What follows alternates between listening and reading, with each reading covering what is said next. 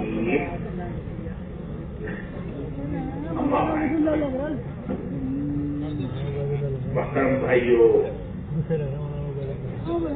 بزرگوں، دوستوں، پہلے دن سے جب سے تبلیغ میں لگنا ہوا، یہ بات سنتے رہے کہ یہ کام اپنی اصلاح اور اپنی تربیت کا کام ہے. ہر ایک کو اس میں اس لیے لگ رہا ہے تاکہ اس کی برکت سے ہماری اصلاح اور تربیت ہو جائے. اصلاح کسے کہتے ہیں؟ تربیت کسے کہتے ہیں؟ پورا بوتل اندر منگایا. اصلاح اور تربیت یہ ہے کہ جو کچھ اللہ کو اس کے رسول کو پسند ہے وہ زندگی میں آ جائے، سب کہا جا رہے، اور جو کچھ اللہ اس کے رسول کو پسند نہیں ہے وہ زندگی سے نکل جائے. اللہ کے رسول کو وہی پسند ہے جو اللہ کو پسند ہے، اور اللہ کے رسول کو وہی ناپسند ہے جو اللہ کو ناپسند ہے.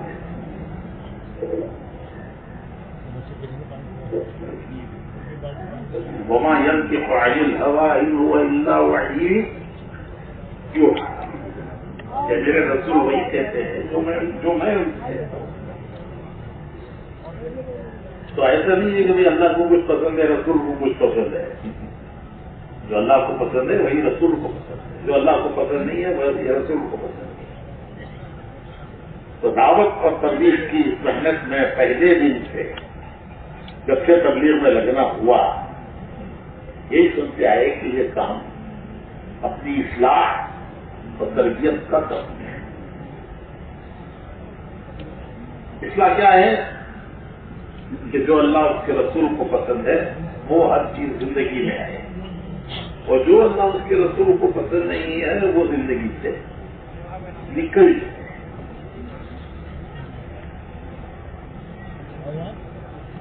اس کا بڑا فرمان اللہ نے اس کام میں، اس کے اعمال میں، اس کی محنت پہ رکھا ہے.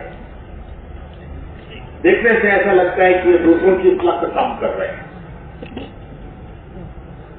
لوگوں کو نماز کے لیے بلاتے ہیں، لوگوں کو دین کے راستے میں نکالتے ہیں. دیکھنے میں ایسا لگتا ہے کہ یہ دوسروں کی اصلاح کا کام کر رہے ہیں، حالانکہ حقیقت میں یہ اپنی اصلاح کا کام ہے. ہم تو ایک محنت پر امت کو ڈالنا چاہتے ہیں جس محنت سے زندگی میں دین آتا ہے. ہم نہیں اصلاح کر رہے ہیں، وہ تو محنت اصلاح کرتی ہے. جیسے کپڑا ہے تو کپڑے کو پاک کرنا ہے، تو کپڑے کو پاک تو پانی سے ہوگا. کپڑے کو تو پانی پاک کرے گا، صابن پاک کرے گا. ہم سمجھے ہم پاک کر رہے، آپ اگر صابن کے اور بغیر پانی کے پاک کر کے دکھاؤ، کپڑا پاک نہیں ہے. آپ بغیر پانی اور بغیر صابن کے پاک کر کے دکھاؤ، کیسے پاک ہو جائے گا؟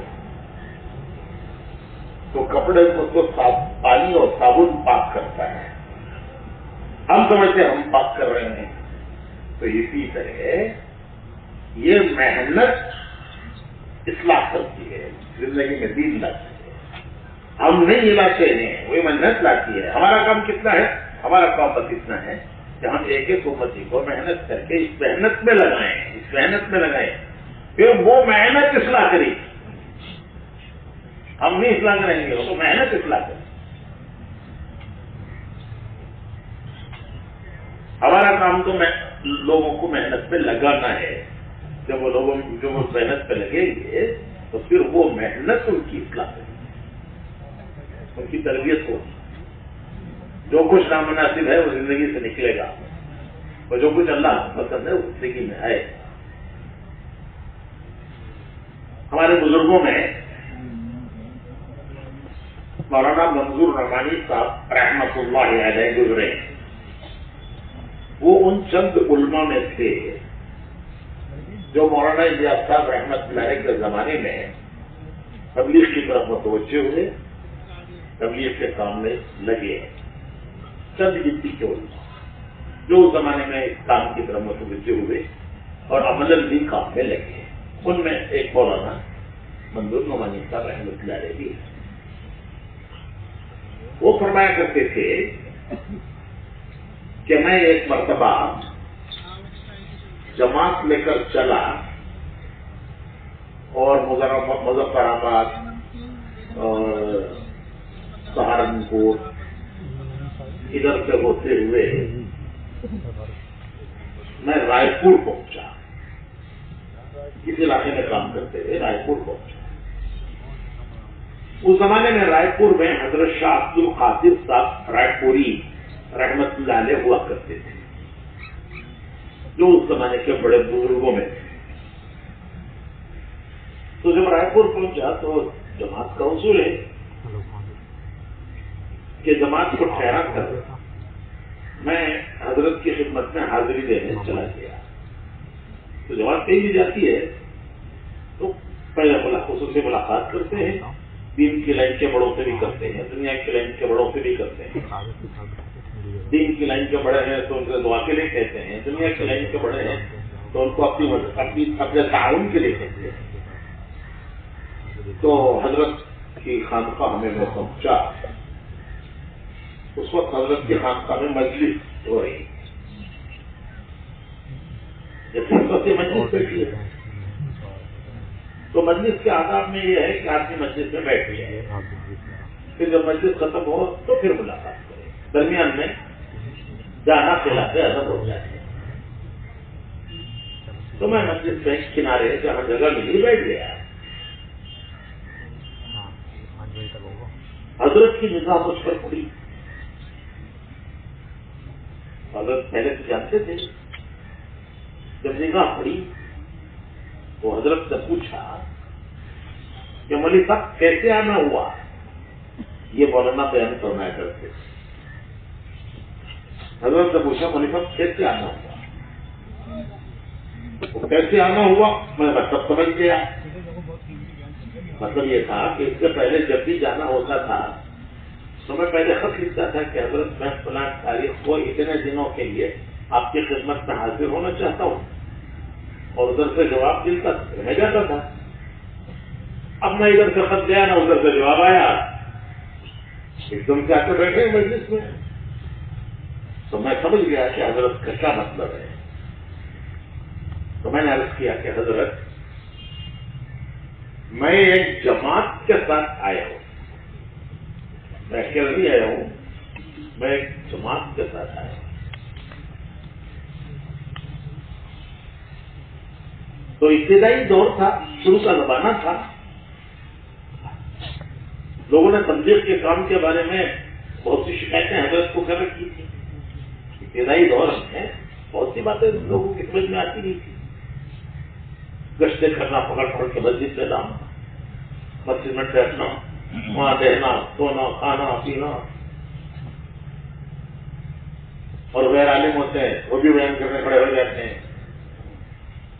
تو یہ سب اشکالات شروع زمانے میں لوگوں کو بہت سے، آج بھی بولتے ہیں لیکن اس زمانہ میں چیزا کرتا تھا، بہت سے لوگوں کو اشکالات تھے، وہ حضرت سے لوگوں نے کر رکھے تھے۔ جب حضرت نے دیکھا کہ مولانا منظور نعمانی صاحب جیسے عالم جو حدیث کے استاد رہے، ندوے میں حدیث پڑھاتے تھے، مولانا علی یہاں سب تفسیر پڑھاتے تھے، مولانا سب حدیث پڑھاتے تھے، تو وہ آتے ہیں تبلیغ میں آئے تو حضرت کو وہ سارے اشکالات جو لوگ کرتے تھے وہ یاد آئے۔ تو حضرت نے پوچھا کہ مولوی صاحب یہ لوگ تبلیغ میں نکل کر کیا کرتے ہیں؟ مولوی صاحب یہ لوگ تبلیغ میں نکل کر کیا کرتے ہیں؟ تو مولانا منظور صاحب تو بڑے علموں میں تھے، انہوں نے جواب دیا کہ حضرت جب یہ نکلتے ہیں تو ان کو کچھ باتیں سمجھائی جاتی ہیں، بزرگواری کی ہدایات جانے والی جماعتوں کو ہدایات دیتے ہیں کیا کرنا ہے کیا نہیں کرنا ہے. تو مولانا نے عالم کا عالمانہ جواب اور بزرگوں کی خدمت میں لمبی بات نہیں ہوتی مختصر ہوتی ہے. تو حضرت نے فرمایا کہ حضرت جب یہ نکلتے ہیں تو انہیں کچھ باتیں سمجھائی جاتی ہیں. یہ جماعت میں نکل کر ان پر عمل کرتے ہیں. اس پر حضرت نے پوچھا کہ مولوی صاحب وہ کیا باتیں سمجھائی جاتی ہیں جن پر یہ نکل کر عمل کرتے ہیں؟ تو مولانا فرماتے ہیں کہ ابتدائی زمانہ تھا، بہت سی چیزیں ایسی نئی نئی لگتی تھیں تو میں نے ان کو نمبر وار مرتب کیا اور ہمیشہ وہ پرچہ میں جیب میں رکھتا تھا اور جب تک اس کو نکال کے دیکھتا رہتا تھا کہ اس کی روشنی میں کام ہو، جو ہدایات دی گئی ہیں اس روشنی میں کام ہو. تو میں ہمیشہ احتیاط کے ساتھ جیب میں رکھتا تھا اور جب تک اسے نکال کے دیکھتا تھا کہ میں اس کے مطابق کام ہوں. تو جب حضرت نے پوچھا وہ کیا باتیں سمجھائی جاتی ہیں جن پر یہ نکل کر عمل کرتے ہیں، تو میں نے وہ پرچہ نکالا. وہ پرچہ نکال کے پڑھنا شروع کہ ایک ایک بات جو جماعتوں کی روانگی کی ہدایات سے کہی جاتی ہے وہ باتیں تو عالم تھے، انہوں نے اپنے طور پر ان کو ایک ایک کر کے مرتب کیا تھا. جیسے امیر کی بات کرنا، مشورے سے کام کرنا، مسجد میں جا کر آداب کی رعایت کے ساتھ رہنا، یہ جو باتیں ہدایات سے کہی جاتی ہیں. تو مولانا نے کیسے ترتیب کی ہوگی اس کی، وہ ایک ایک کر کے وہ باتیں پڑھنے لگے. تو مولانا فرماتے تھے کہ وہ باتیں 40 تک پہنچ گئی تھی جو میں نے مرتب کی تھی، اپنے طور سے مرتب کی تھی. جو ہدایات دی جاتی ہیں ان کو مرتب کیا تھا، 40 تک وہ پہنچ گئی. تو میں نے پڑھنا شروع کیا ایک ایک یہاں تک کہ میں 13 نمبر تک پہنچا. ابھی کتنے باقی ہیں؟ تو میں 13 نمبر تک پہنچا تو میرے کانوں میں حضرت کی آواز آئی کہ میں نے پرچہ پڑھ رہا تھا. تو آواز آئی کہ مولوی صاحب بس ہے، مولوی صاحب بس ہے. 3 مرتبہ فرمایا کہ مولوی صاحب بس ہے. میں چپ ہو گیا، آگے میں نے نہیں پڑھا، میں چپ ہو گیا. اچھا، حضرت کا معمول تھا کہ بہت کم بولتے تھے، بہت کم بولتے تھے. تو میں جب خاموش ہوا تو حضرت نے فرمایا کہ مولوی صاحب اگر یہ ایسا ہی کرتے ہیں جیسا ان کو بتایا جا رہا ہے، جیسا ان کو کہا جا رہا ہے، اگر یہ ایسا ہی کرتے ہیں تو ان کے ولی ہو جانے میں کوئی شبہ نہیں ہے. اگر اسی طرح کام کرتے ہیں یہ جس طرح ان کو بتایا گیا ہے کام کرنے کو، تو ان کے ولی ہو جانے میں کوئی شبہ نہیں ہے. اب مجلس ختم ہو گئی، اس پر مجلس ختم ہو گئی، حضرت جڑ گئے مجلس سے. تو مجلس سے بہت سے لوگ جاننے والے تھے، مجھے میرا جانا آنا ہوتا رہتا تھا. تو ایک ایک کر کے ملنے لگے، اس میں علماء بھی تھے. کہنے لگے مولانا آج تو غضب ہو گیا، آج تو غضب ہو گیا. آپ تو پرچہ پڑھ رہے تھے، آپ کی نگاہ پرچے پر تھی اور ہم حضرت کا چہرہ دیکھ رہے تھے کہ ایک ایک بات پر حضرت کے چہرے کا رنگ بدلتا ہے. یہاں تک کہ جب آپ 13 نمبر تک پہنچے ہیں پھر حضرت نے آپ کو روکا ہے کہ مولوی صاحب بس ہے. اگر یہ ایسا ہی کرتے ہیں جیسا ان کو کہا جا رہا ہے تو ان کے ولی ہو جانے میں کوئی شبہ نہیں ہے. تو دعوت کی محنت میں اللہ نے تربیت کا سامان رکھا ہے، تربیت کا سامان، اور تربیت اعمال کے ذریعے ہوتی ہے۔ کبھی کبھی ایک عام آدمی کے ذریعے ایک پڑھے لکھے کی بھی تربیت ہوتی ہے، ایک عام آدمی کے ذریعے۔ ہمارے بزرگوں میں مولانا الیاس صاحب رحمۃ اللہ علیہ کے زمانے کے لوگوں میں حاجی عبدالوہاب صاحب گزرے ہیں، ابھی قریب میں ہی انتقال ہوا ان کا چند سال پہلے۔ وہ آخری رہ گئے تھے، مولانا الیاس صاحب کے قافلے کے آخری آدمی رہ گئے تھے۔ مولانا الیاس صاحب کا جو قافلہ تھا اس کے آخری آدمی رہ گئے تھے، وہ چند سال پہلے انتقال ہوا ان کا حاجی عبدالوہاب صاحب۔ تو وہ فرمایا کرتے تھے کہ میں ایک مرتبہ تعلیم کرا رہا تھا، تعلیم میں ایک حدیث آئی کہ اللہ کے ذکر سے اللہ کی معرفت پیدا ہوتی ہے۔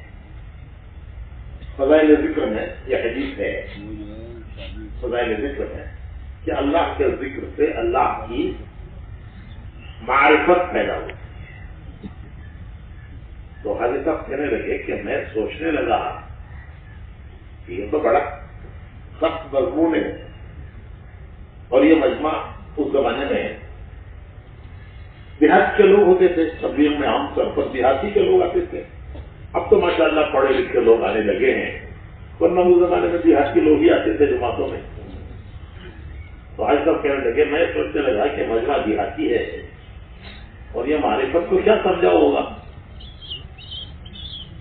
تو میں نے کتاب روک کر مجمع کی طرف نظر ڈالی، اور ایک بہت ہی دیہاتی قسم کا جو آدمی نظر آ رہا تھا، بہت بڑا پگڑ پہنے ہوئے، بہت بڑا پگڑ پہنے ہوئے، میں نے اس سے پوچھا کہ بڑے میاں معرفت کا کیا مطلب ہے؟ معرفت کا کیا مطلب ہے؟ تو وہ بڑے میاں کہنے لگے کہ اچھا تجھے اتنا بھی پتہ نہیں ہے؟ یہ تو سمجھ رہے ہیں وہ کچھ نہیں سمجھے، وہ بڑے میاں جواب پہ کیا گئے ہیں کہ تجھے اتنا بھی پتہ نہیں ہے۔ دیہات کے لوگ سیدھے سادے ہوتے ہیں، سیدھے ہوتے ہیں، بات سیدھی کرتے ہیں، ہم لوگ ذرا لیپا پوتی کر لیتے ہیں۔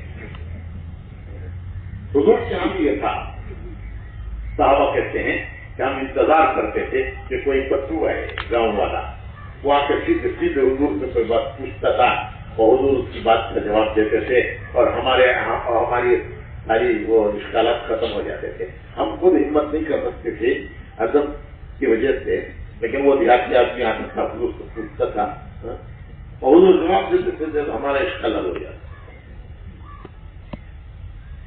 ایک بدو آئے، میں مثال سے کہتا ہوں، ایک بدو آئے اور حضور سے پوچھا کہ اللہ کے رسول صلی اللہ علیہ وسلم ایمان کی علامت کیا ہے؟ کتنا گہرا سوال، ایمان کی علامت کیا ہے؟ کیسے پتہ چلے کہ میرا ایمان کتنا ہے؟ بھائی شوگر ٹیسٹ کرتے ہیں کتنی ہے، بخار کتنا ہے، تھرمامیٹر بتاتا ہے 103 ہے، 101 ہے، بھائی بہت زیادہ بخار ہو گیا ہے تو بخار کو تھرمامیٹر بتاتا ہے، بلڈ پریشر اس کا اعلیٰ ہے وہ بتاتا ہے کتنا ہے، کم ہو رہا ہے زیادہ ہو رہا ہے۔ تو یہ کیسے پتہ چلے کہ ایمان؟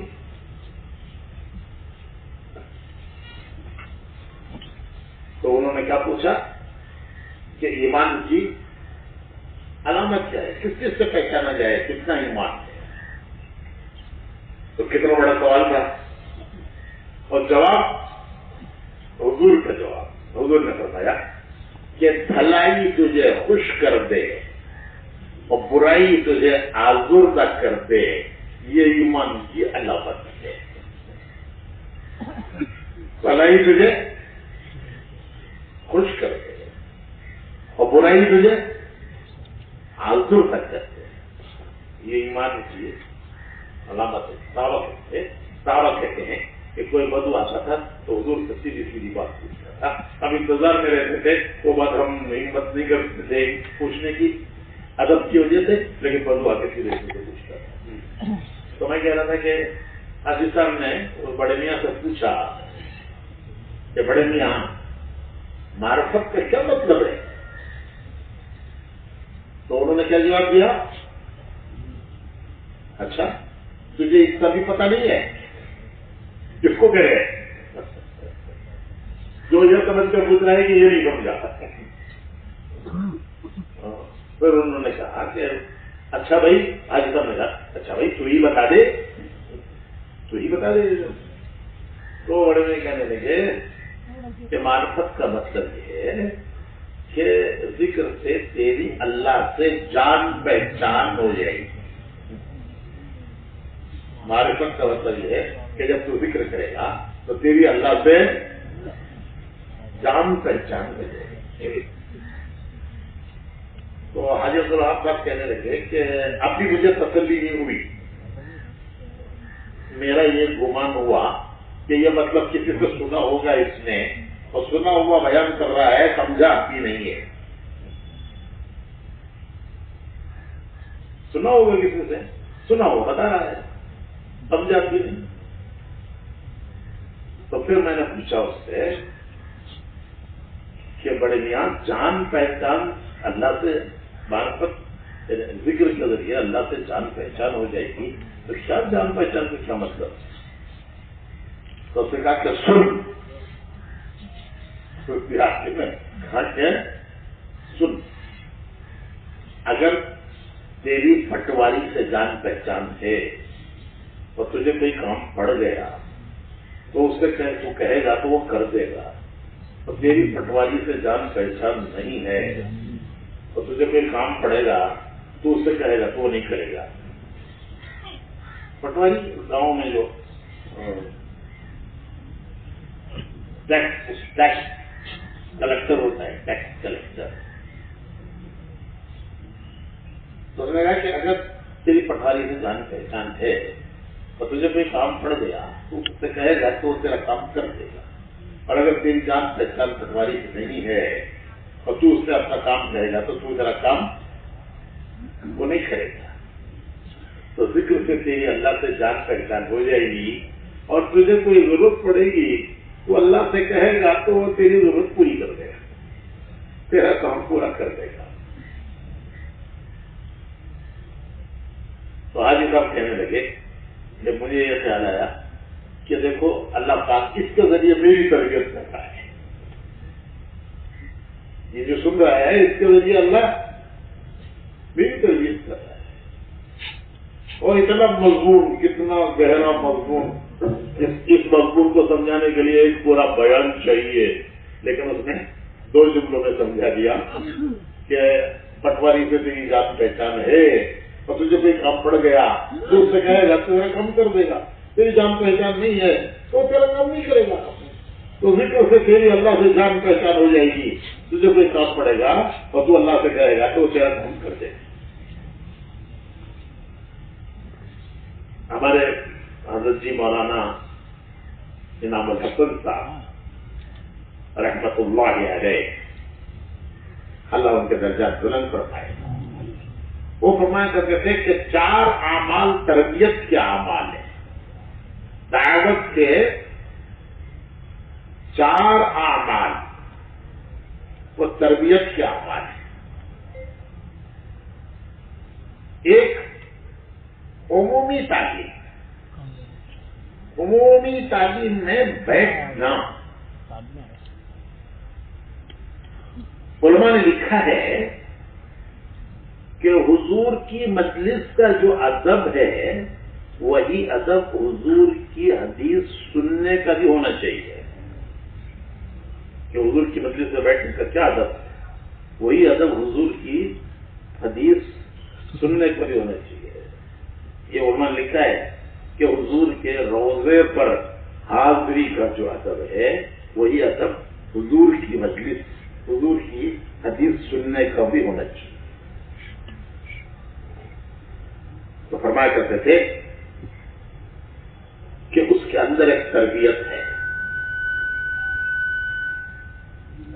حضرت فرماتے تھے 4 عمل تربیت کے. تعلیم، اللہ اس کے رسول کی بات کو اس عظمت کے ساتھ سننا. ہمارے مولانا ابراہیم صاحب، اللہ ان کے اوپر برکت دے، وہ بہت چھوٹی چھوٹی باتیں ایسے سمجھا دیتے ہیں. تو وہ ایک بات تو کہنے لگے کہ آدمی کے سر میں درد ہوتا ہے تو وہ گولی کھاتا ہے، ڈاکٹر گولی دیتا ہے، ٹیبلٹ، کیپسول. تو گولی کہاں کھاتا ہے آدمی؟ وہ تو پیٹ میں جاتی ہے. یعنی وہ کیپسول کو پیس کے لگاتا ہے سر کو.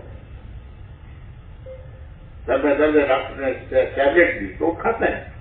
تو گولی گئی پیٹ میں اور اثر گیا. گولی پیٹ میں گئی، اس کا اثر کہاں گیا؟ اس کا اثر سر میں گیا، وہ درد دور ہو گیا.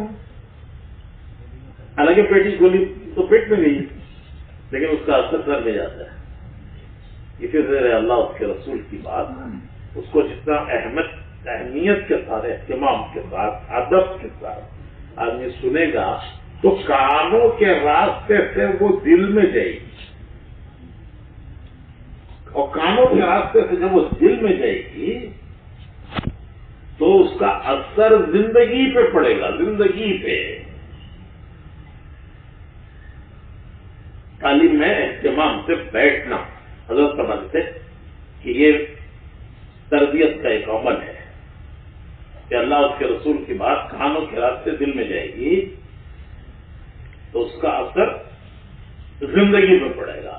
کیا پڑے گا؟ کہ وہ عمل زندگی میں آئے گا. نہیں آیا سنتے رہو. شیطان ایک دھوکہ دیتا ہے کہ یہ تو میں نے بہت سنا ہے، کئی بار سن چکا ہوں. جب حدیث شروع ہوتی ہے تعلیم میں، جب حدیث شروع ہوتی ہے کوئی تو فوراً شیطان کام میں خناس، اس کا کام کیا ہے؟ وسواس.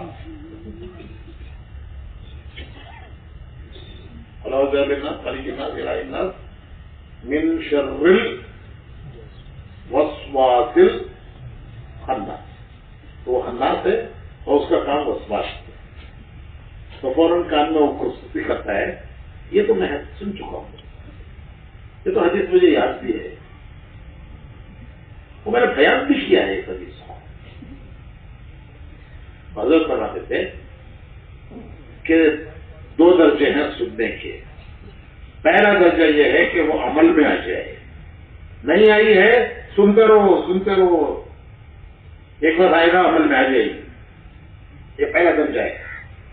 دوسرا درجہ سننے کا یہ ہے کہ اس عمل کی جو فضیلت حدیث میں آئی ہے اس عمل کے کرتے ہوئے یہ احتساب، یہ خیال کہ اس پر یہ وعدہ ہے اور اس پر مجھے یہ ملے گا جو حدیث کا وعدہ ہے، اسے احتساب، اس خیال کے ساتھ عمل کرنا کہ وعدے کے ملنے کے یقین کے ساتھ عمل کرنا. پہلا درجہ ہے عمل کا زندگی مانا. دوسرا درجہ ہے اس عمل پر جو وعدے ہیں قرآن حدیث میں ان کے ملنے کے یقین کے ساتھ عمل کرنا. تو فرماتے تھے کہ یہ تعلیم کی تربیت ہے، تعلیم سے. دوسری بات یہ فرماتے تھے عمومی تعلیم، فضائل کی تعلیم. دوسری بات یہ فرماتے تھے کہ گشتوں کا اہتمام، گشت، عمومی گشت میں تربیت کا بڑا انتظام ہے. بے طلب لوگوں میں جانا، بے طلب لوگوں میں جانا. مولانا سعید احمد خان صاحب رحمۃ اللہ علیہ فرماتے تھے کہ جس کے اندر ایک درجے کی طلب پیدا ہو گئی وہ تو مسجد میں آ جاتا ہے. جس کے اندر بھی ایک درجے کی طلب پیدا ہو گئی وہ تو مسجد میں آ جاتا ہے. لیکن گشت ان میں کرنا ہے جو مسجد سے دور ہیں، بے طلب ہیں، تو بے طلب لوگوں میں بے غرض ہو کر جانا، یہ تربیت کا بڑا عمل ہے۔ تیسرا عمل تربیت کے اعمال میں وہ ہے عمومی جماعت میں جانا۔ تعلیم دوسرا کیا بتایا جی؟ گشت، عمومی گشت، عمومی گشت اور عمومی جماعت میں جانا۔ عمومی جماعت میں جانے کے کیا معنی ہیں؟ عمومی جماعت کے جانے کے یہ معنی ہیں، آدمی پہلے پوچھتا ہے اس جماعت میں کون جا رہا ہے۔ عام طور پر چاہے وہ چلے کی جماعت ہو، چاہے وہ 3 دن کی جماعت ہو، کوئی جماعت ہو، پہلے پوچھتا ہے اس میں کون جا رہے ہیں، اور جب دیکھتا ہے کہ اس میں کوئی بہت بڑا آدمی جا رہا ہے تو کہتا ہے سمجھ ہی تیار، اور جب دیکھتا ہے کہ کوئی اس میں نہیں ہے تو وہ بھی پیچھے ہٹ جاتا ہے۔ صرف اس نسبت پر جانا کہ مجھے اللہ کے راستے میں جانا ہے، بڑوں کو نہیں تلاش کرنا کہ کون بڑا جا رہا ہے اس میں۔ بعض مرتبہ بڑوں کے ساتھ جانے میں بگاڑ ہوتا ہے، اور عمومی جماعت کے ساتھ جانے میں اصلاح ہوتی ہے، ان کے ذریعے اصلاح ہوتی ہے۔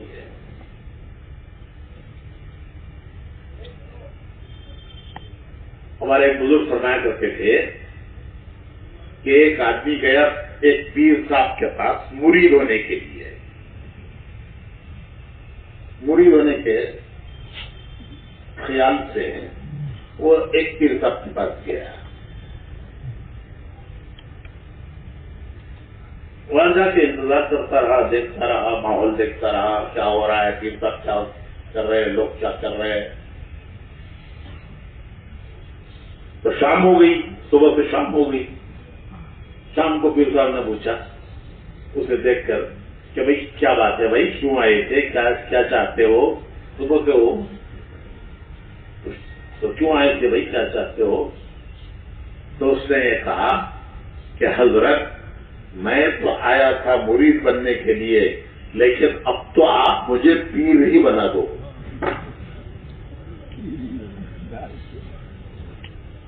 میں آیا تھا مرید بننے کے ارادے سے، لیکن صبح سے جو میں دیکھ رہا ہوں کہ مرید بننے میں مزہ نہیں ہے، مزہ پیر بننے میں مزہ ہے کہ کوئی آپ کے پیر دبا رہا ہے، کوئی آپ کو تیل لگا رہا ہے، کوئی تیل لگاتا ہے، کوئی پیر دباتا ہے، اور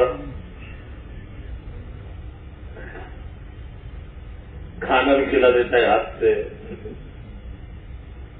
تو مرید بننے میں تو بڑے جھگڑے ہیں، آپ تو مجھے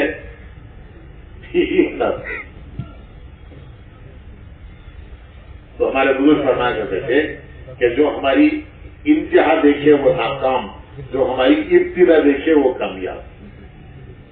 کہ ابتدا جو ہوتی ہے وہ رگڑ رگڑ کے ہوتی ہے، رگڑ رگڑ کے ہوتی ہے، اور انتہا جو ہے وہ اکرام ہوتا ہے۔ انتہا اکرام ہو رہا ہے، اکرام ہو رہا ہے، مسافر کر رہے ہیں لوگ، پانی دم کروا رہے ہیں، اور ابتدا کوئی پوچھتا نہیں ہے۔ تو بزرگ فرمایا کرتے تھے ہماری ابتدا دیکھنے والا کامیاب ہے، ہماری انتہا دیکھنے والا ناکام۔ تو وہ بھی جماعت میں جانا۔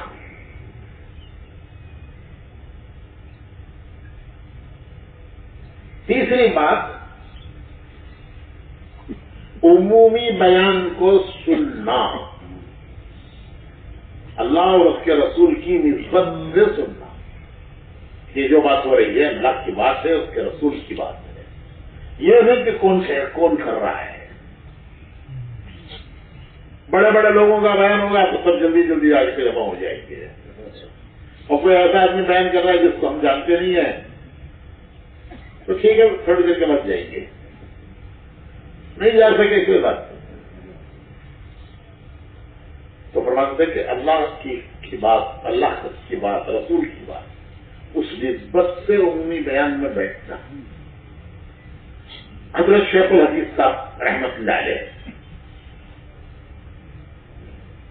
حضرت شیخ مولانا زکریا صاحب رحمت اللہ علیہ، اللہ نے بڑا کام لیا ان سے، بہت بڑا کام لیا، بہت بڑا کام لیا. حدیث گھر گھر پہنچ گئی، ورنہ ہم نے اپنے بچپن کا زمانہ دیکھا ہے کہ حدیث کو کوئی جانتا نہیں تھا، لیکن یہ فضائل کی کتابوں کے ذریعے سے حضور کی حدیثیں چھوٹے چھوٹے سے وضاحت کے ساتھ گھر گھر پہنچ گئی، گھر گھر. یہ بڑا کام اللہ نے لیا ہے. تو میں کیا کہنے جا رہا تھا، بھول گیا.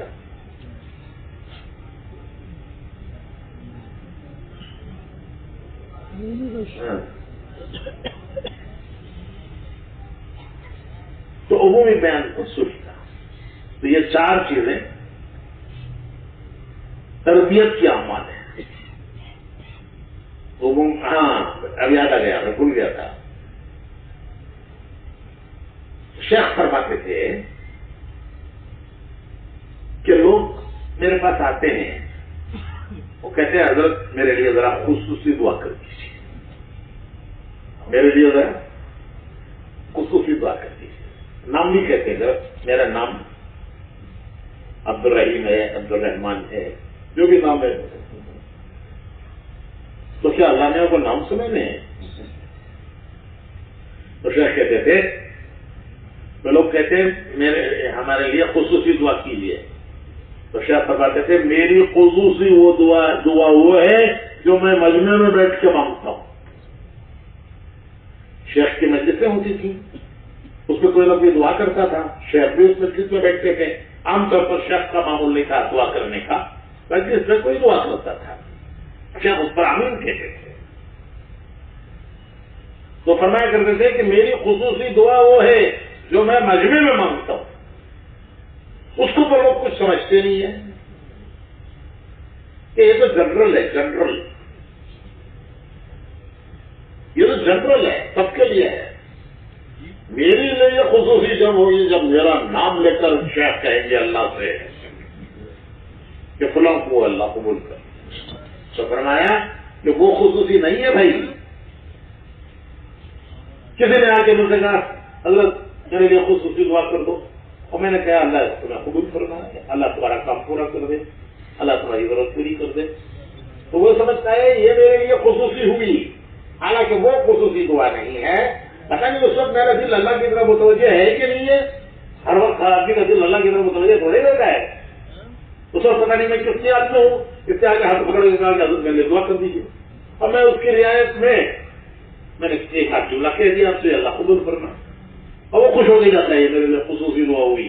ارے بھائی جو مجمع میں دعا مانگی جاتی ہے وہ ہوتی ہے خصوصی دعا، کہ دعا مانگنے کے لیے ہی میں بیٹھا ہوں، اور پورا مجمع بھی دعا مانگنے کے لیے بیٹھا ہے، سب مل کے دعا مانگ رہے ہیں اللہ سے. اللہ پاک کسی ایک کی بھی سن لیتا ہے تو اس کے ذریعے سے سب کی سن لیتا ہے. اللہ کے ہاں جب ایک مجمع مل کر ہاتھ اٹھاتا ہے تو اللہ کی شان رحمت سے یہ بات بعید ہے کہ ان میں سے کچھ کی اللہ سن لے، باقی کو اللہ ریجیکٹ کر دے. یہ اللہ کی شان رحمت سے بعید ہے، بہت دور ہے یہ بات کہ ایک مجمع مل کر ہاتھ اٹھائے تو ان میں سے کچھ کی اللہ قبول کر لے، کچھ کی چھوڑ دے. جن کی قبول ہوتی ہے ان کی برکت سے اللہ سب کی قبول کر دیتا ہے. وہ واقعہ ہے نا حدیث میں، نہیں حدیث میں نہیں، وہ جو حج کا واقعہ کہ ایک بزرگ حج میں گئے، مینا میں خواب دیکھا، خواب میں یہ دیکھا، آنکھ گئی، خواب دیکھا کہ آسمان سے 6 فرشتے اترے، آسمان سے 2 فرشتے اترے، دونوں میں سوال جواب ہوا. ایک نے دوسرے سے پوچھا اس سال حج میں کتنے آئے؟ اس نے جواب دیا 6 لاکھ آئے. پھر اس فرشتے نے پوچھا کہ 6 لاکھ میں سے کتنوں کا حج قبول ہوا؟ اس نے جواب دیا 6 کا حج قبول ہوا. کتنے میں سے؟ 6 لاکھ. 6 لاکھ میں سے 6 का قبول. وہ بزرگ آنکھ کھل گئی, اتنے پر خواب ختم ہو گیا, آنکھ کھل گئی. سارا دن فرماتے ہیں کہ روتے روتے گزرا. اے اللہ یہ تیرے بندے دور دور سے آئے ہیں, دور دور سے آئے ہیں, سمندروں کو پار کر کے آئے ہیں, صحراؤں کو عبور کر کے آئے ہیں,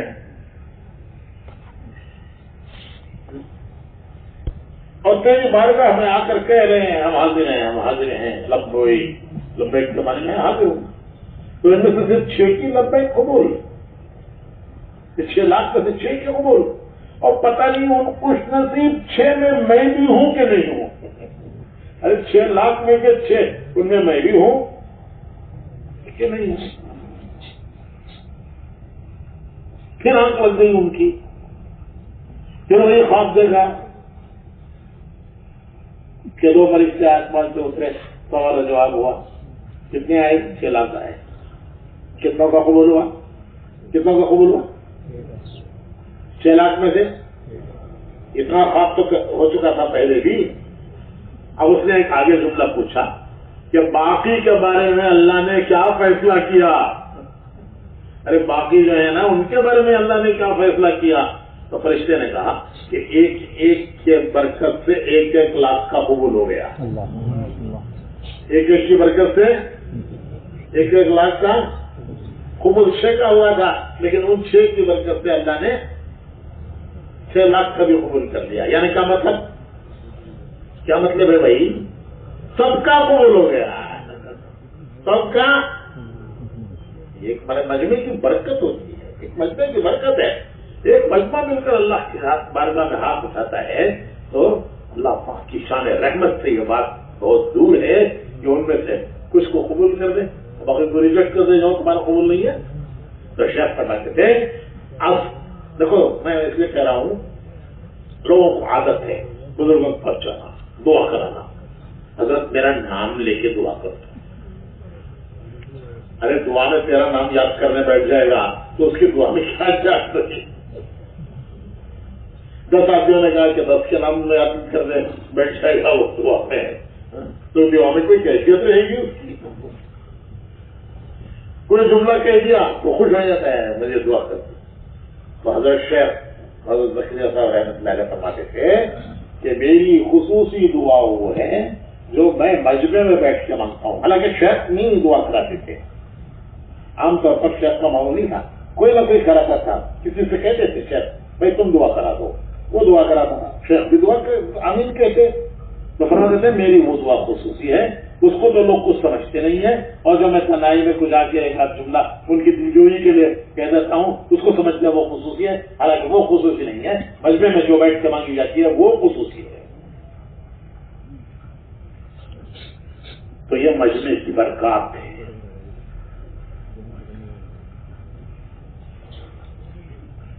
اور 3 چیزیں 4 بتائی میں نے, ہو گئی 4, اور 4 چیزیں خطرے کی ہیں. 4 چیزوں میں خطرہ ہے. ایک بیان کرنا, ایک بیان کرنا یہ خطرے کی جگہ ہے. کیونکہ یہ سارا مجمع ہمارے بھائی سنوبر کہہ رہے تھے کہ سب ذمہ دار لوگ آئے ہیں, کام کرنے والے لوگ آئے ہوئے ہیں, تو کچھ کام کرنے والوں کی نوعیت ان کے اعتبار سے بھی کچھ بات ہو جائے. تو ماشاءاللہ آپ کو تو بیان کرنے والے ہیں. تو ہمارے بزرگ فرمایا کرتے تھے کہ یہ خطرے کی جگہ ہے. اور پھر فرمایا کرتے تھے کہ 2 رکعت نماز پڑھ کر اللہ سے دعا مانگ کر جاؤ کہ اللہ پاک مجمع کی برکت سے مجھے بھی قبول کروا لے, مجمع کو بھی فائدہ پہنچا اور مجمع کی برکت سے مجھے بھی فائدہ پہنچا. حضور کی دعاؤں میں ہے صلی اللہ علیہ وسلم. حضور کی دعائیں وہ امت کے لیے رہبری ہیں, بڑی رہبری ہے حضور کی دعاؤں میں امت کے لیے. تو حضور کی دعاؤں میں ہے، چھوٹی سی دعا ہے، اللہم اجعلنا ہادین مہتدین. اللہم اجعلنا ہادین مہتدین. اے اللہ تو ہمیں ایسا بنا دے، اے اللہ تو ہمیں ایسا بنا دے ہم خود ہدایت پر ہوں اور ہم اوروں کی ہدایت کا ذریعہ بنے. کیسی پیاری دعا ہے، چھوٹی سی دعا ہے کہ اللہ تو ہمیں ایسا بنا دے کہ ہم خود ہدایت پر ہوں، ہم اوروں کی ہدایت کا ذریعہ بنے.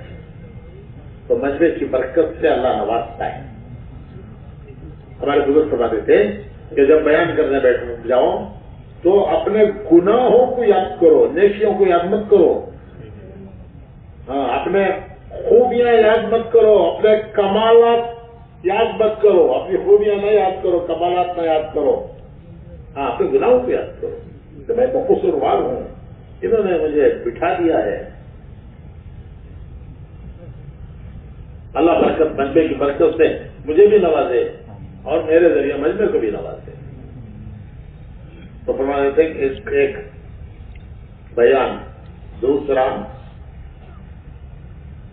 خصوصی گشت، خصوصی ملاقاتیں. کسی کے پاس بٹھا رہا تھا ٹھنڈا بڑے لوگوں کے پاس جانا، ملنا، بڑے لوگوں سے ملنا. عمومی گشت میں تو تربیت ہے، عام مسلمانوں سے مسلمان سمجھ کر ملنا. اور بڑے لوگوں کے پاس خطرات ہیں. شہد بہت اچھی چیز ہے، قرآن میں تعریف آئی ہے، فیہ شفاء للناس، اس میں انسانوں کے لیے شفا ہے. لیکن شہد نکالنے والا پہلے مکھیوں سے اپنا بچاؤ کر لے، پھر چھتے پہ ہاتھ ڈالے، ورنہ شہد تو ملے گا نہیں، مکھیاں کاٹ ڈالیں.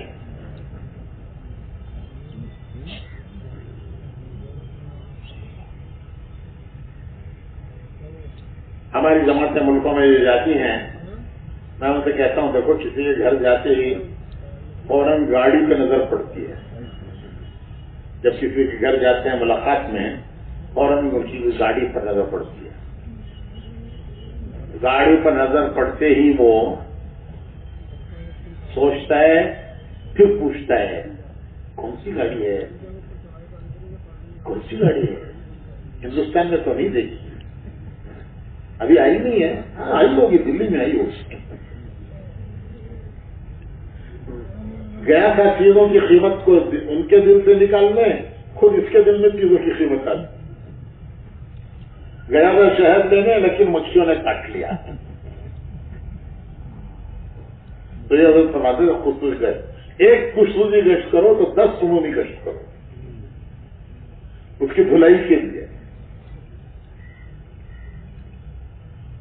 خصوصی جماعت، کیسی جماعت؟ بڑے بڑے لوگوں کے ساتھ جانا، بڑے لوگوں کے ساتھ جانا. وہی پیر صاحب کا قصہ، گیا تھا مرید ہونے اور کیا کہنے لگا کہ حضرت مرید ہونے میں مزہ نہیں ہے، مزہ تو پیر بننے میں ہے، آپ تو مجھے پیر ہی بنا دو. اور چوتھی چیز ہے مشورہ.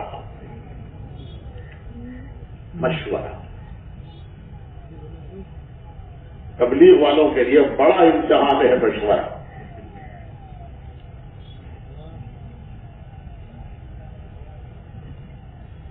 کسی بھی عمل میں، تبلیغ کے کسی عمل میں بھی اختلاف نہیں ہے. اگر اختلاف ہے تو مشورے میں اختلاف ہے. گشت کرو کوئی اختلاف نہیں، تعلیم کرو کوئی اختلاف نہیں، 3 دن میں جاؤ کوئی اختلاف نہیں، چلے میں جاؤ 4 مہینے میں جاؤ کوئی اختلاف نہیں. اختلاف کہاں ہوتا ہے؟ مشورے میں اختلاف. مشورے میں اختلاف کیا ہے کہ میری مانی جائے، میری مانی جائے. میں جو کہہ رہا ہوں ویسے کرو، میں جو کہہ رہا ہوں ویسے سنو.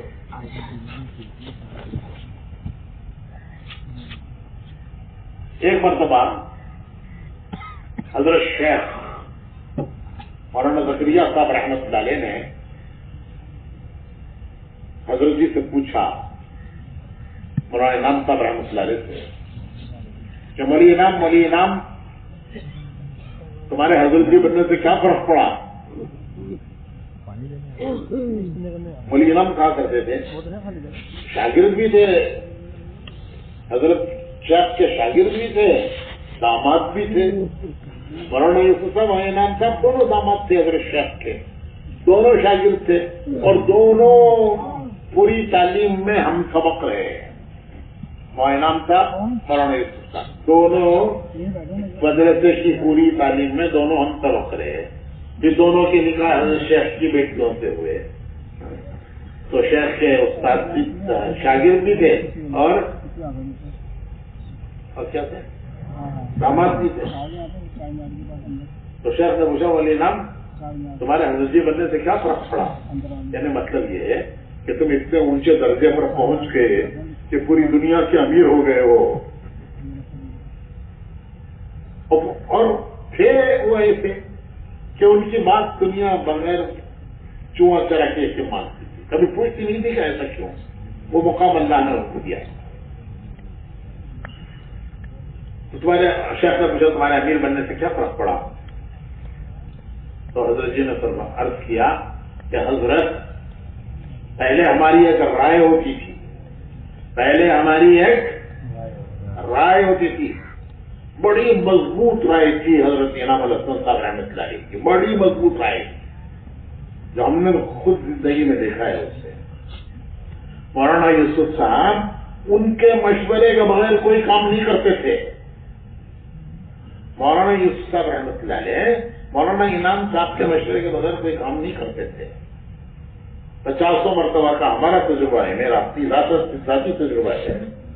مولانا یوسف صاحب بیان کر کے آتے، 2-2.5 گھنٹے کا بیان مولانا یوسف صاحب کا تھک کر آتے، اور وہی وقت ہوتا تھا چائے اور ناشتے کا، اس میں چند مہمان خصوصی ہوتے تھے، ان کو بلا لیا جاتا تھا۔ تو مولانا یوسف صاحب بیان کر کے آئے، آتے ہی فوراً کہتے بھائی مولی انعام کو بلاؤ۔ دونوں ساتھی تھے، ہم سبق بھی تھے، مولی انعام کو بلاؤ۔ ایک آدمی گیا، ابھی وہ واپس نہیں آیا کہ دوسرا بھیج دیا، دوسرا گیا، ابھی وہ واپس نہیں آیا کہ تیسرا بھیج دیا، ارے بھائی مولی انعام کو بلاؤ، مولی انعام کو بلاؤ۔ ہم لوگ حیران ہو کے دیکھتے تھے کہ یہ کون بزرگ ہیں، بالکل وہ تو پرنس کی طرح رہتے تھے مولانا انعام صاحب۔ تو ہم دیکھتے تھے یہ کون بزرگ ہیں، نہ دعا کرتے ہیں نہ بیان کرتے ہیں، پان کھاتے رہتے ہیں، نہ دعا کرتے ہیں نہ بیان کرتے ہیں، پان کھاتے رہتے ہیں۔ وزیر کو یہ مولانا یوسف صاحب 2.5 گھنٹے بیان کر کے آئے ہیں، چائے پی کے جا کے ذرا آرام کرتے ہیں، لیکن ان کے انتظار میں بیٹھے، ان کو بلاؤ، ان کو بلاؤ، ان کو بلاؤ۔ وہ ایک شخص کی طرح آتے تھے، بہت کم بولتے تھے، بہت کم بولتے تھے۔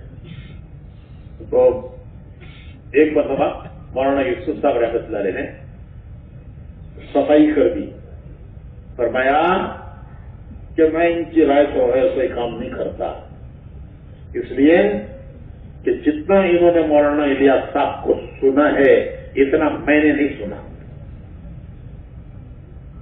حالانکہ دونوں ساتھ تھے۔ تو فرمایا مولانا صاحب نے کہ میرا مزاج علمی تھا، میں کتابوں میں لگا رہتا تھا، میرا علمی مزاج تھا، لیکن مولانا انعام صاحب مولانا الیاس صاحب کے ساتھ سائے کی طرح رہتے تھے، سائے کی طرح، جس طرح آدمی کا سایہ آدمی سے جدا نہیں ہوتا، اس طرح وہ سائے کی طرح ان کے ساتھ رہتے تھے۔ اس لیے جتنا انہوں نے مولانا الیاس صاحب کو سنا ہے سمجھا ہے، میں نے اتنا نہیں سنا، اس لیے میں ان کی رائے کے بغیر کوئی چیز طے نہیں کرتا۔ تو اتنی مضبوط رائے تھی ان کی کہ مولانا الیاس صاحب ان کی رائے کے بغیر کوئی چیز طے نہیں کرتے تھے۔ لیکن جب وہ حضرت جی بن گئے اور شیخ نے پوچھا کہ تمہارے حضرت جی بننے سے کیا فرق پڑا؟ کیا فرق پڑا کے معنی یہ ہے کہ جب آدمی ایک بڑی جگہ پہنچ جاتا ہے اس کے اندر تبدیلی آ جاتی ہے۔ جب آدمی کو ایک بڑائی حاصل ہوتی ہے कोई दर्जा बढ़ाई का हासिल होता है तो उसके अंदर एक तब्दीली आ जाती है। और तुम्हारे तो आप जो है इतने ऊंचे दर्जे पर पहुंच गए हो, दुनिया से अमीर बन गए हो, तो तुम्हारे अंदर क्या फर्क आया? तो हजरत जी ने अर्ज किया कि हजरत पहले हमारी एक राय होती थी, अब हमारी कोई राय नहीं है, साथी जो तय करते हैं वो कर लेते हैं, साथी जो तय करते हैं वो कर लेते हैं। और हमारे सब पुरानों का तजुर्बा है उस दौर के कि जब भी कोई मसला आया तो हजरत फरमाते थे भाई मशवरा कर लो। कोई कभी ये नहीं फरमाया यूं कर लो यूं कर लो यूं कर लो, कभी नहीं फरमाया। ये तो हमारे अपना जाती तजुर्बा है, हमारे जमाने के जो पुराने हैं उनका सबका जाती तजुर्बा है कि कभी नहीं फरमाया यूं कर लो, मशवरे में रख लो भाई। कोई बात पूछी कभी जवाब नहीं दिया, मशवरे में रख लो भाई। अब अगले दिन मशवरे में रखा तो जो राय बन गई वो जाके अर्ज किया कि हजरत ये राय है। फरमाया अच्छा भाई, जब तुम सबकी राय है अल्लाह इसमें खैर फरमाए, अल्लाह इसमें बरकत फरमाए, अल्लाह इसमें कबूल फरमाए। इस तरह लेके थे। तो भाइयों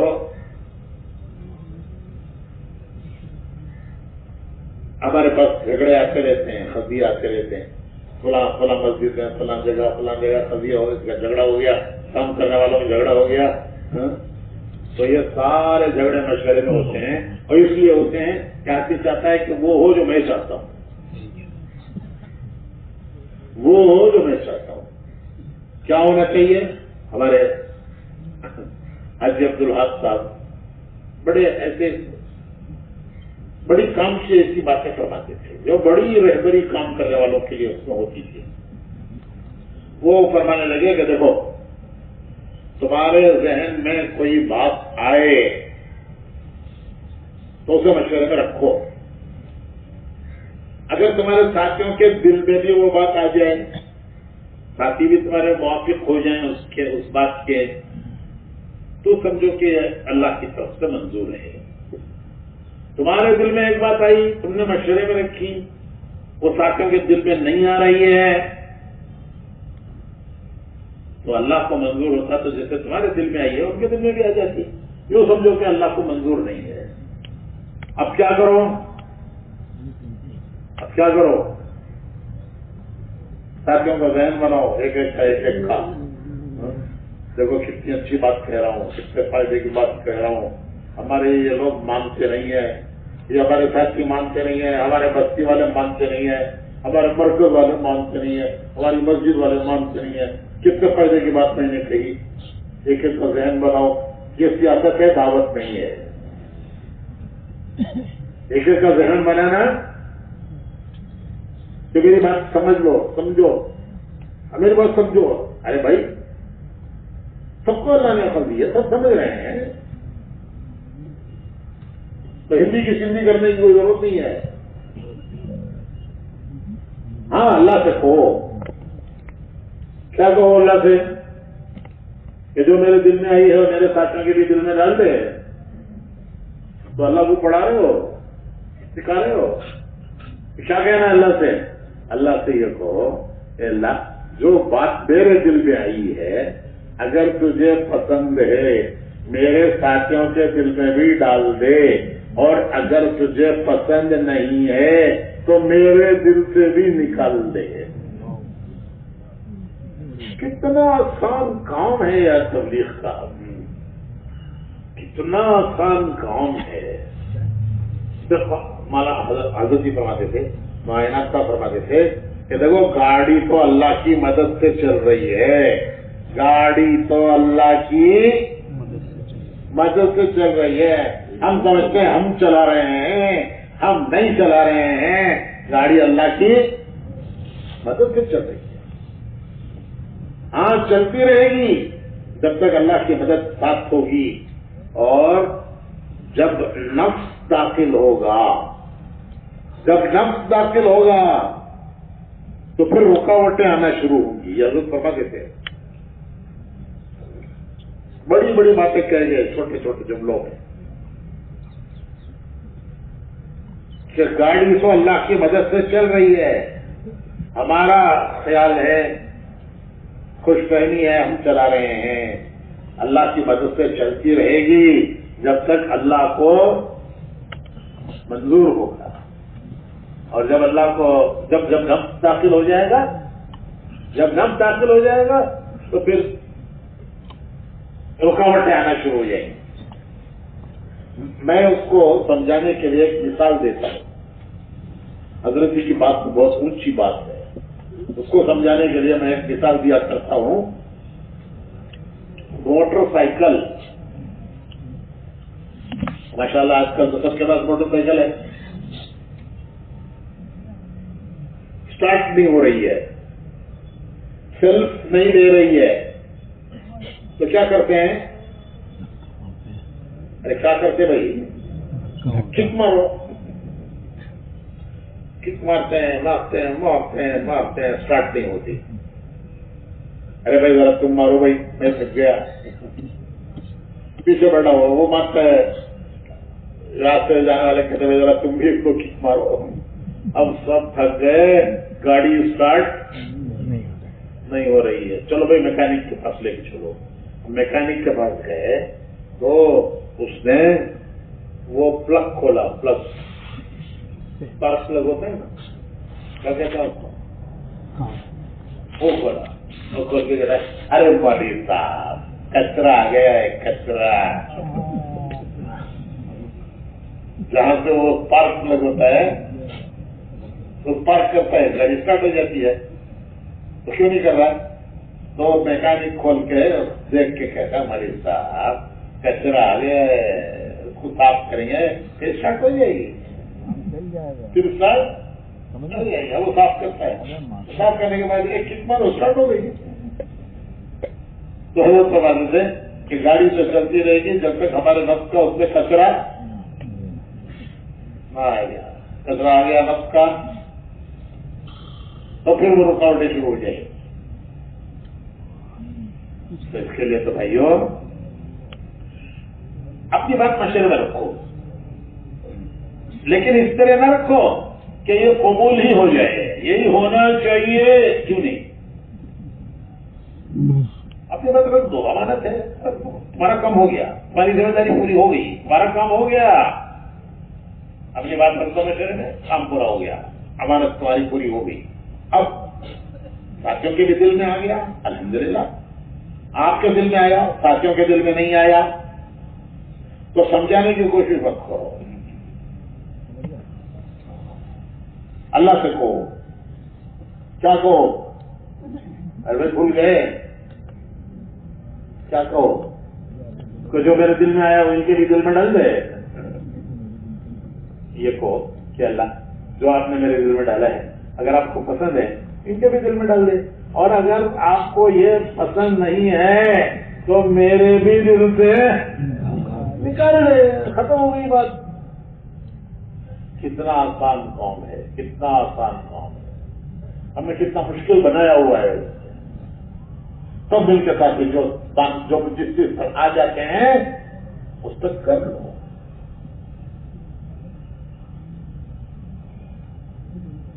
حاجی عبدالوہاب صاحب، مجھے ان کی باتیں بہت یاد آتی. ایک بات اور کہنے لگے کہ میں نے مولانا عبید اللہ صاحب رحمۃ اللہ علیہ، ہمارے بزرگوں میں تھے مولانا عبید اللہ صاحب رحمۃ اللہ علیہ، پتہ نہیں اس عیدگاہ کے میں نے کتنا بیان کیا ہے انہوں نے.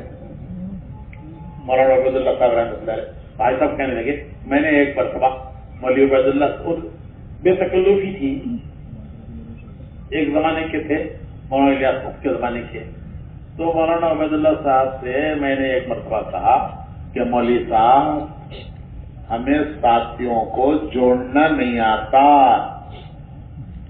کس نے کہا؟ بھائی مولانا عبید اللہ صاحب کیا کہا؟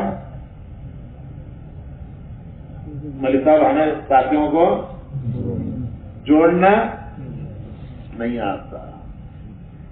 تو مولانا عبید اللہ صاحب رحمۃ اللہ علیہ نے فرمایا کہ بھائی عبدالوہاب یوں کہو، یوں مت کہو، یوں کہو کہ ہمیں ساتھیوں کے ساتھ جڑنا نہیں آتا. ذرا فرق بتائیں گے بھائی، ذرا فرق بتائیں گے. پہلے انہوں نے کیا کہا؟ جوڑنا نہیں آتا. مولانا عبید اللہ صاحب نے کیا اصلاح کی؟ ارے وہ نہ جڑے تم جڑ جاؤ. جوڑنا نہیں آتا تو تم جڑ جاؤ. وہ کہنے لگے کہ میں بھول گیا, ایک زمانہ ہو گیا بھول گیا.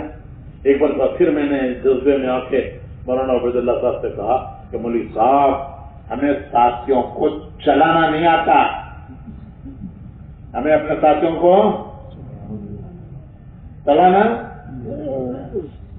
مولانا عبید اللہ صاحب نے فرمایا کہ عبدالوہاب یوں مت کہو, یوں کہو کہ ہمیں ساتھیوں کے ساتھ چلنا نہیں آتا,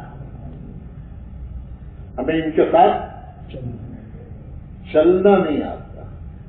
انہوں نے کیا کہا تھا؟ چلنا نہیں آتا. تو حاجی صاحب نے کیا کہا؟ عبید اللہ صاحب نے چلنا نہیں آتا. جڑتے رہو, چلتے رہو. داعی کی کا کمال ہے, داعی کا کہ وہ سب کو جوڑ لے, سب کو جوڑ لے. نبی پوری امت کو جوڑتے ہیں, نبی پوری امت کو جوڑتے ہیں. وہ امت کے جوڑ کا ذریعہ ہے. ماں گھر کو جوڑتی ہے, ماں گھر کے جوڑ کا ذریعہ ہے.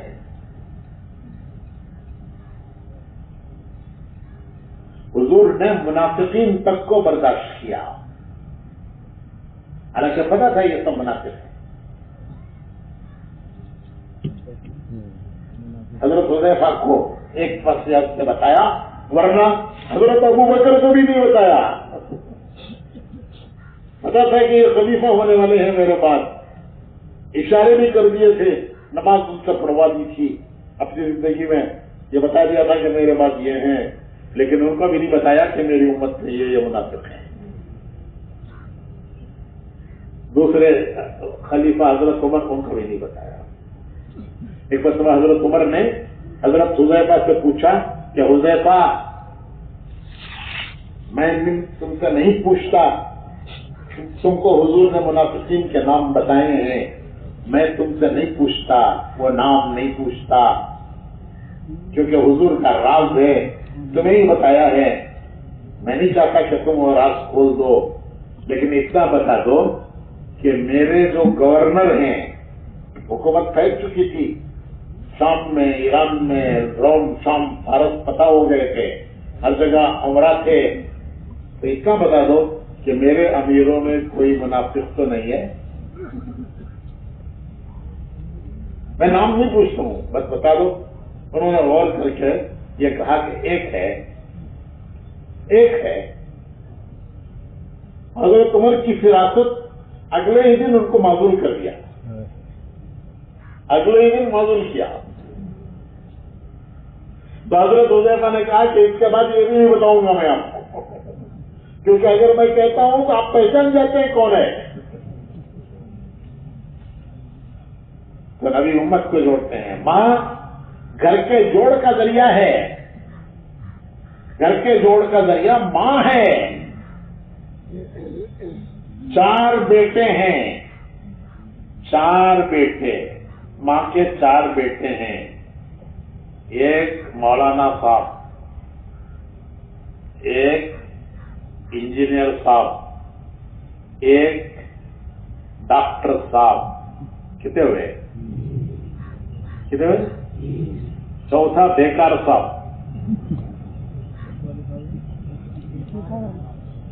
ایک مولانا, ایک انجینئر صاحب, ایک, اور چوتھا بیکار صاحب.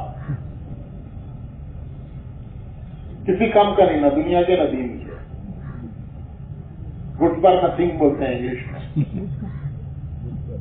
Good for nothing. اب یہ بتاؤ, ماں کی شفقت کس کے ساتھ زیادہ ہے؟ ماں کی شفقت مولانا صاحب کے ساتھ ہے, یا انجینئر صاحب کے ساتھ ہے, یا ڈاکٹر صاحب کے ساتھ ہے, کس کے ساتھ ہے؟ جو بیٹا ہے نا اس کے ساتھ ہے ماں کی شفقت. ماں کی شفقت اس کے ساتھ ہے. باپ غصے میں آ کے باہر نکلتے تھے گھر پہ, باہر جاتے, बेकार है कहीं का, किसी काम का नहीं, मेरा नाम बदनाम करता है, मेरा नाम बदनाम करता है, जब तक बाहर चले जाओ। उससे मैं आपके बाप को फिक्र करके बाहर, माँ पीछे के दरवाजे से अंदर बुला देती, बाप बाहर भेज देता है, माँ पीछे के दरवाजे से अंदर बुला देती, उसे भी समझाती है कि देख तेरा बाप है, तेरी भलाई के लिए कह रहा है, अरे उसका चेहरा देखना इसका सवाल है, उसे नाराज मत करो, उसको नाराज, अल्लाह को नाराज करना है। तो माँ बेटे को भी समझाती है और बाप से भी कहती है कि देखो इसे बाहर मत भेजो, बाहर जाएगा और बिगड़ जाएगा, घर में रह के तो ठीक है, बाहर जाएगा तो और बिगड़ जाएगा, फिर दुनिया तुम्हारा ही बेटा कहेगी कि देखो इसका बेटा, इसका बेटा, इसका बेटा, इसलिए इसे बाहर मत भेजो, अंदर के संभालो, बाहर जाएगा और बिगड़ेगा, फिर तुम्हारा ही नाम आएगा फला का बेटा है। तो मां घर के जोड़ का जरिया है, और दाई, बोलो भाई, साथियों के जोड़ का, साथियों के जोड़ का जरिया है। उसके लिए 3 बातें जरूरी हैं, 3 बातें जरूरी हैं। एक, मीठी जबान। एक क्या होना चाहिए? क्या होना चाहिए? मीठी जबान, मीठे बोल, मीठी जबान, मीठे बोल, खींची नहीं, जहां से चली खाती चली गई, जोड़ने वाली जबान, मीठे बोल।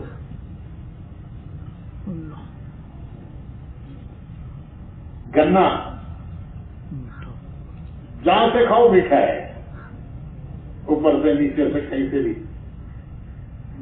और करेला वो कहां से मीठा है? ऊपर से मीठा है, नीचे से मीठा है, पूरा मीठा करेला। तो तमाम हौसले बढ़ाने वाली हो, हौसले गिराने वाली ना हो, नामी से करेला तो करवाई, हिम्मत दिलाने वाली हो, हौसला बिठाने वाली ना हो। हुजूर अकरम सल्लल्लाहु अलैहि वसल्लम जब जमात को भेजते थे तो आप नसीहत फरमाते थे, बश्शिरू वला तुनफ्फिरू, बश्शिरू वला तुनफ्फिरू, बशारतें दो, नफरत मत दिलाओ, बश्शिरू वला तुनफ्फिरू। जमातों की हिदायत है ये बशारतें दो और नफरत में दिलाओ। यस्सिरू वला तुअस्सिरू, आसानी पैदा करो, मुश्किल में न डालो, लोगों के लिए मुश्किलात न पैदा करो, आसानी पैदा करो। असल में होता ये है,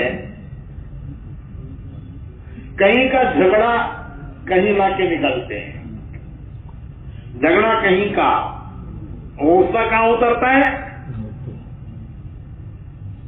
मशवरे में उतरता है। मिसाल बोलता हूं, रात को मियां बीवी में खटपट हो गई, होती रहती है, कोई न होने की बात नहीं है ये। हाँ, अब तो फरिश्ते नहीं है, इंसान ही है। हुजूर सल्लल्लाहु अलैहि वसल्लम हजरत आयशा से कहते थे कि आयशा, मैं समझ लेता हूं कि तुम कब नाराज हो कब खुश हो, तुम्हारी नाराजगी मैं समझ लेता हूं। तो आयशा कहने लगी कि हुजूर कैसे समझते हैं?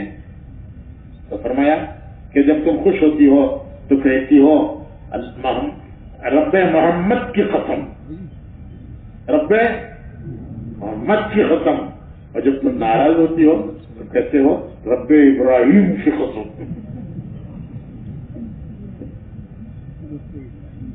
जब खुश होती हो तो कहती हो रब्बे मोहम्मद की कसम, और जब नाराज होती हो तो मैं समझ लेता हूं आप नाराज है, तो क्या कहती हो? रब्बे ऐसा कहने लगी। नाराजगी तो हो जाती है कभी कभी, लेकिन मोहब्बत आपसे ही है। तो मैं क्या कह रहा था? کھول دی انہوں نے تمہاری آنکھیں بند تھی نا نیند رات کو کسی بات پر کھٹپٹ ہو گئی ہوتی ہے بھائی، کوئی نہ ہونا کوئی ضروری نہیں ہے، ہو جانا کوئی بڑا گناہ نہیں ہے۔ اب رات کو کھٹپٹ ہو گئی، بیوی نے صبح کو اسٹرائک کر دی، بیوی نے صبح کو اسٹرائک کر دی۔ کیا اسٹرائک؟ ناشتہ نہیں، چائے نہیں، ناشتہ نہیں، اٹھ نہیں رہی ہے، کر کے اوپر ادھر پلٹ جاتی ہے، ادھر سے ادھر پلٹ جاتی ہے، نہ اٹھنے کا نام ہی نہیں، ناشتہ دینے کا، چائے دینے کا نام ہی نہیں، اور صبح مشورہ ہے ہلکے کا، فجر کے بعد ہلکے کا مشورہ ہے، لے کے چل رہا ہوں اور بہت کوشش کی لیکن وہ کر کے ادھر سے ادھر پلٹ گئی، ادھر سے ادھر پلٹ گئی، دیر ہو گئی، بہت بڑی بات ہے۔ اب ایسے روکھے منہ چل دیے، چلو بھائی کیا کریں، وہ تو مشورہ ہے، ساتھی جمع ہو گئے ہوں گے سب۔ راستے میں ہوٹل میں بھی کھانا مناسب نہیں تھا، کوئی دیکھتا تو کیا پوچھتا، کیا حضرت کیا قصہ ہے آج گھر میں؟ تو راستے میں ہوٹل میں بھی کھانا مناسب نہیں سمجھا، اسی حال میں آ کر مشورے میں بیٹھ گئے۔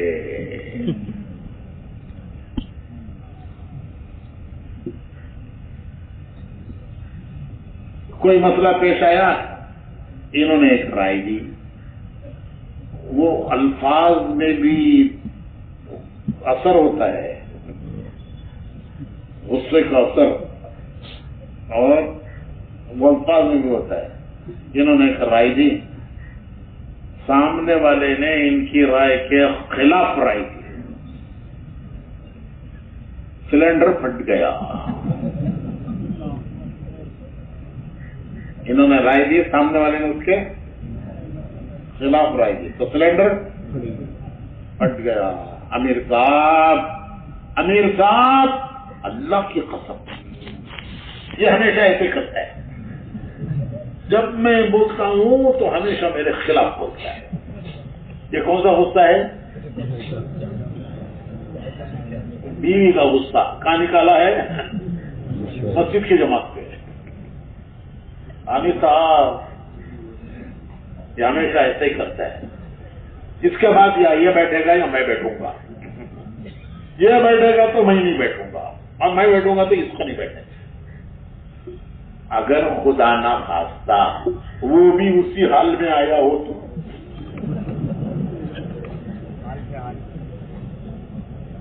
اگر وہ خدا نہ خواستہ وہ بھی اسی حال میں آیا ہو تو 2 سلنڈر ٹکرا گئے، 2 سلنڈر ٹکرا گئے، مسجد کی جماعت پاش ٹکڑے ٹکڑے۔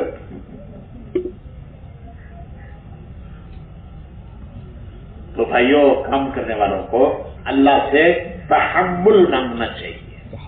کیا مانگنا چاہیے؟ تحمل، برداشت۔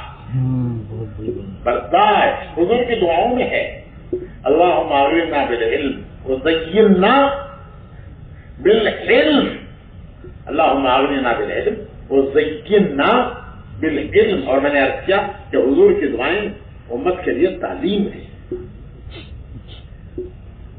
کہ برداشت۔